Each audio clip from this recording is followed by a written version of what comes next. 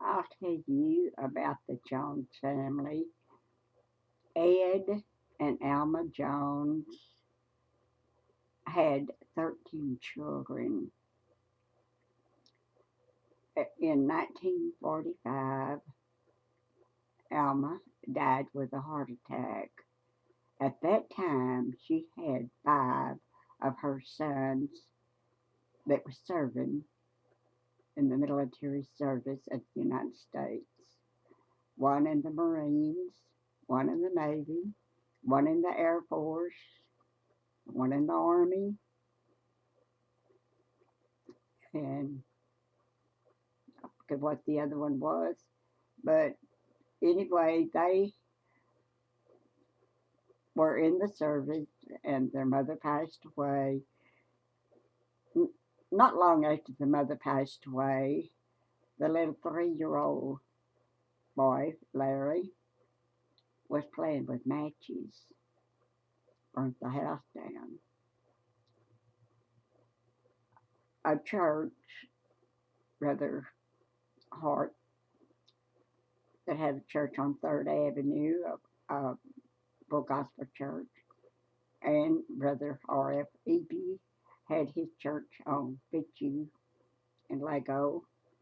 They got together and they put a down payment on a house that was next door to where I lived. I had a girlfriend named Juanita that lived on the other side, and she said, "Boy, somebody's moving in with a bunch of boys, and I'm going to get me a husband out of that." I never even thought about getting a husband. Never had even thought about getting married. I was just happy teenager, you know. And anyway, Ray came home, one of the older boys. Later, I loved the kids. I took the girls with me shopping all the time, and was with the kids all the time and all. And because they lived next door to me, and I was a teenager, and I worked, and I was able to buy them little things. And Ray came home, and so then I went over one night. He got home from work.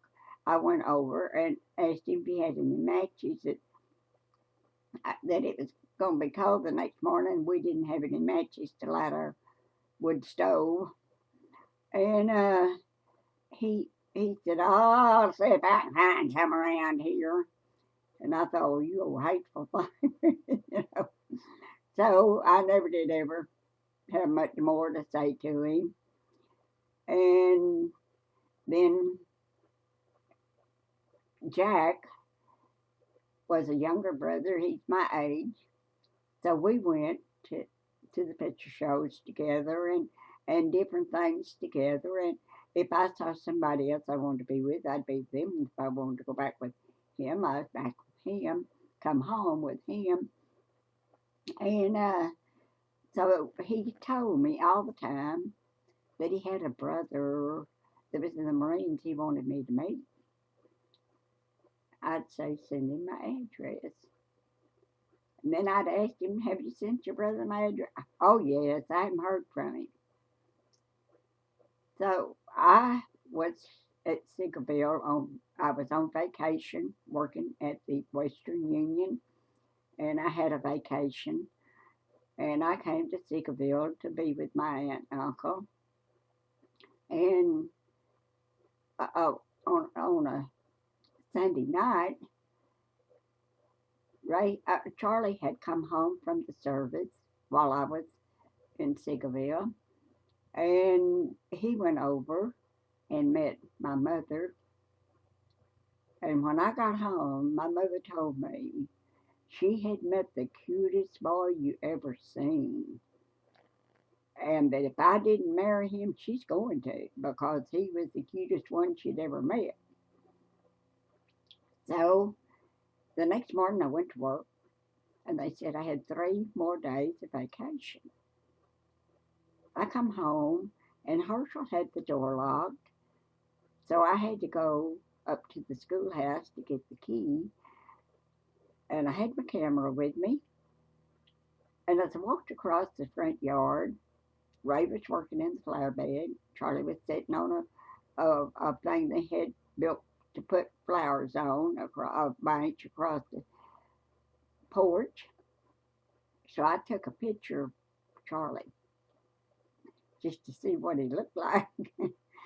And so that afternoon, Ray came over and spent the afternoon talking to me, and we began to dating. We dated a, just a few times. And one day he wanted me to come over there because his grandmother was over at his house. I'd never been over there in the house because they didn't have a mother. So I went over and was sitting there, and Ray was writing a letter to Geneva, his girlfriend. She had wrote him a letter. They was breaking up, and she wrote him a letter, and he was answering her letter while I was sitting there. So he handed me a picture album to look at. And as I'm looking at this picture album, in walks Charlie. And Charlie walked over to me and he said, "Whose album is that?" I said, "I don't know." Ray handed it to me to look at. He reached, grabbed it out of my hand, walked over, opened the chest of drawers, put the album in there, closed the drawer, and walked out the back door. Oh, I was humiliated. I'd never been treated that way before in my life. I sat there and held back the tears till I could tell Ray I was going home. And I went home and I bawled my eyes. So Ray and Geneva got back together. And then Charlie asked me to go to the show with him after a while. Charlie asked me to go to the show with him. And I said, okay. And he said, "Will you iron me a white shirt?" And I said, "Yes." And he brought me a white shirt. Oh, I worked hard. I made sure that shirt was ironed beautifully. And I gave it to him. And then I went on getting ready to go to the show. And my dresser sat near the back door. And it took me a long time always to comb my hair. And I looked out the back door and out in the backyard, in my backyard, was Charlie and his little brothers and all of them playing ball. Charlie had on a white shirt. I said, "Charlie, is that white shirt I just ironed you?" "Sure is." "Why?" I said, "Just wanted to know." So I get my hair combed and sneak out my front door and I go on to my picture show by myself. So as I come home, my girlfriend Juanita was at the show, so we come home. We stopped and sat on the schoolyard watching Jack and the other boys driving around the school. And Ray comes walking across there from work, so we speak to him. And then Charlie comes across, Charlie and JR, and Charlie sees me and he sees me talking to Ray, so he thinks that I didn't go with him because I was going to meet Ray. Now, that wasn't the carriage, but anyway, that's what. So then we didn't speak to each other anymore. And then I was I was standing at the bus stop waiting for a bus, and Charlie comes walking by. And about the time he got even with me, I said, "Well, hello." And he turned around like he was shot, you know.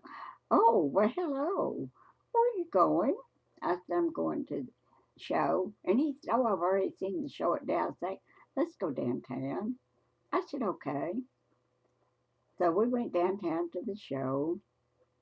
and that started a 2 year courtship. And we've been going together a long time. And one day we was on the streetcar and going to town, and I said something about Martha Sue loved him so, that's his little sister. And he said, "Oh, she don't. Nobody loves me." And I whirled around and I looked at him and I said, "Well, I do." Immediately, immediately, I knew I loved that man. Up until that time, I did not know that I loved him. But oh, I loved him so when I said it. So then we went on going together, and he told me that when I walked across the yard that first time, he fell in love with me. That's the reason he grabbed the album out of my hand. It's to think I was with somebody else, and he would get mad every time there'd be another boy come over to my house because I went with several different ones. And he'd get mad each time he saw one come to my house. But oh my, I'm so glad the Lord picked that precious, wonderful man out for me. I loved him so. I still love him so.